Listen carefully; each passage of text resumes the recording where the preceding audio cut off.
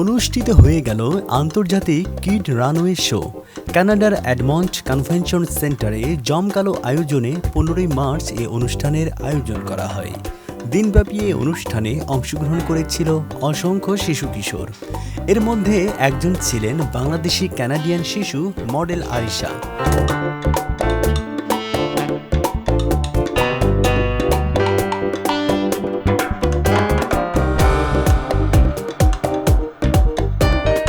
আরিশার বাবার নাম খালেদ এবং মায়ের নাম ইশরাত। আরিশা ও তার দল রানওয়েতে হেঁটে যাওয়ার সময় উল্লাস করে করতালি দিয়েছিলেন দর্শনার্থীরা।